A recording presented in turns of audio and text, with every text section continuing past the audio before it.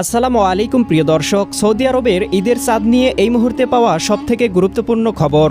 18 March বুধবার Saudi আরবের supreme কোর্টের নির্দেশে আজ সন্ধ্যায় পবিত্র শাওয়াল মাসের চাঁদ দেখার জন্য প্রস্তুতি গ্রহণ করেছিল সংযুক্ত আরব আমিরাতের চাঁদ দেখা কমিটি।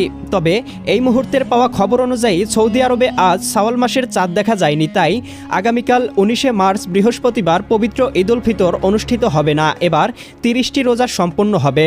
19 মার্চ বৃহস্পতিবার সন্ধ্যায় পবিত্র শাওয়াল মাসের চাঁদ দেখা যাবে এবং তার পরের দিন 20 মার্চ শুক্রবার পবিত্র ঈদ উল ফিতর অনুষ্ঠিত হতে পারে সৌদি আরবে। সেই সাথে আরও একটি খুশির খবর, এবার বাংলাদেশ এবং সৌদি আরবে একই সাথে শাওয়াল মাসের চাঁদ উদিত হতে পারে। তাহলে পরদিন 20 মার্চ শুক্রবার সৌদি আরব এবং ভারত, পাকিস্তান সহ এশিয়ার বিভিন্ন দেশে একই দিনে ঈদ উল ফিতর অনুষ্ঠিত হতে পারে। তবে সম্পূর্ণ বিষয়টি চাঁদ দেখার উপর নির্ভর করবে।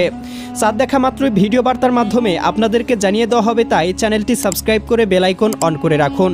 দেখা হবে পরবর্তী নতুন ভিডিওতে। আল্লাহ হাফেজ।